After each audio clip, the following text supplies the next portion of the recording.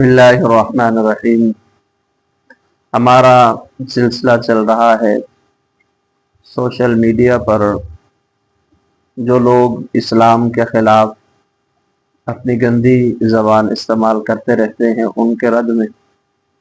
آج کی social media کی ایک پوسٹ جس کا ہم جواب دینے جا رہے ہیں، وہ ایک صاحب نے اسلام پر اور اللہ تعالیٰ کی ذات پر اعتراض کرتے ہوئے یہ جملے استعمال کیے کہ جو خدا مسجد میں پڑی ایک چپل کی حفاظت نہیں کر سکتا، وہ قرآن مجید اپنی کتاب کی حفاظت کیسے کرے گا؟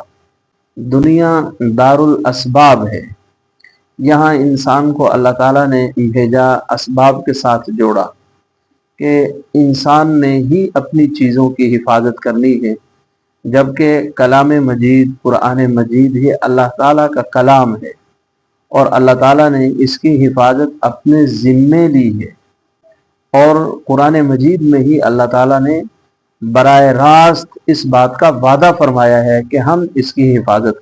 معترض کا یہاں پر اعتراض کرنا ایسے ہی ہے جیسے کوئی آدمی یہ کہے کہ حکومت ہر گلی کا کچرا تو سنبھال نہیں سکتی، تو حکومت ایٹمی پلان کو کس طرح سنبھال کے رکھے گی؟ بھئی ہر گلی کا کچرا سنبھالنا الگ چیز ہے، ایٹمی پلان کی حفاظت کرنا الگ چیز ہے، لیکن ایٹمی پلان کی حفاظت یہ حکومت کی ذمہ داری ہے۔ ان دونوں کو اگر کوئی آدمی ایک جیسی چیز تصور کرے کہ جو حکومت جی کچرا تو سنبھال نہیں سکتی، وہ حکومت اس ملک کے ایٹمی پلان کو کس طرح سنبھال سکے گی؟ ہم کہیں گے یہ اعتراض کرنے والا ہی بے وقوف ہے، اس کے پاس عقل نام کی کوئی چیز ہی نہیں ہے۔ اللہ تعالیٰ نے انسان کو عقل دی، شعور دیا، ذمہ داری دی کہ وہ اپنی چیزوں کی حفاظت خود کرے۔ انسان کی چیزوں کا نقصان ہونا یعنی چوری ہونا، یہ انسان کی اپنی غفلت ہے، اس کی تدابیر صحیح نہ کرنا، یہ اس کی وجہ ہے کہ انسان کی چیزیں اور اشیاء جو ہے وہ چوری ہو جاتی ہیں۔ قرآن مجید کی حفاظت مادی چیزوں کی طرح نہیں ہے کہ مادی چیزوں کی جس طرح حفاظت کی جاتی ہے، قرآن مجید کی حفاظت بھی اسی طرح ہوگی نا۔ یہ اللہ تعالیٰ کا الگ نظام ہے، لاکھوں حفاظ کا دنیا کے اندر ہونا، وہ پرانے دور کے مسودات کا دنیا کے اندر موجود ہونا، مسلسل نقل کی گواہی اس بات کا ثبوت ہے کہ یہ قرآن مجید وہی ہے جو 1400 سال پہلے جناب رسول اکرم صلی اللہ علیہ وسلم کی ذات اقدس پر نازل ہوا۔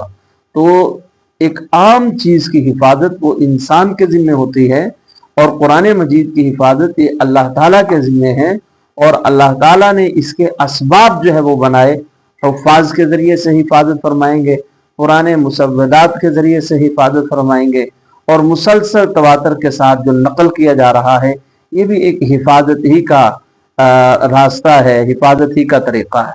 سائل کا سوال کرنا انتہائی عجوبہ قسم کا سوال ہے، انتہائی جاہلانہ قسم کا سوال ہے۔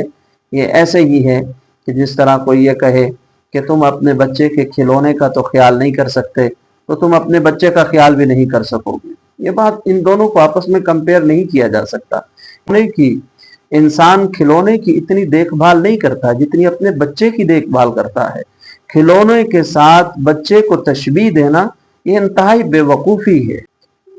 بہت ساری مثالیں ہیں جن کے ساتھ اس کو ہم جو ہے بطور مثال کے ذکر کر سکتے ہیں، بیان کر سکتے ہیں۔ یہ ایسے ہی ہے جیسے کوئی کہے کمپنی کے ہر ملازم کی چائے کا تو تم خیال کر نہیں سکتے، تو تم کمپنی کے بینک اکاؤنٹ کا کس طرح خیال کرو گے؟ تو بھی ان کا آپس میں کوئی جوڑ ہی نہیں ہے۔ جو کمپنی کا مالک ہوتا ہے وہ ان چھوٹی چھوٹی چیزوں کو تھوڑی دیکھتا ہے کہ بھئی اس فلاں ملازم کو چائے ملی یا نہیں ملی، وہ تو لوگوں کے ذمہ لگا دیا جاتا ہے کہ تم نے یہ کام کرنا ہے۔ اور جو بینک اکاؤنٹ ہے اس کے اندر کوئی چھیڑخانی کرے، اس کے اندر کوئی مداخلت کرے، تو اس پر بڑی گہری نظر ہوتی ہے بینک مالک کی۔ تو یہ اعتراض بھی اسی طرح ہی ہے، یعنی چائے کی ایک پیالی کو بینک اکاؤنٹ کے ساتھ تشبیہ دینا، جس طرح یہ جہالت ہے، اسی طرح ایک چپل کو نعوذ باللہ من ذالک اللہ تعالیٰ کے کلام مجید کی حفاظت، ان دونوں کا آپس میں تقابل کرنا، یہ انتہائی گھٹیا قسم کی سوچ اور بے وقوفانہ اور جاہلانہ تصور ہے۔ الزامی جواب یہ ہے کسی شہر میں ڈاکہ پڑنے سے آئین اور قانون کو غلط نہیں کہا جا سکتا۔ معترض کا اعتراض وہ اس طرح ہے گویا کہ کسی اسکول کے اندر اگر کوئی بستہ کسی کا چوری ہو جائے تو اس کو یہ کہنا کہ پورا نظام تعلیم ہی باطل ہے، یہ بالکل اسی طرح ہی ہے۔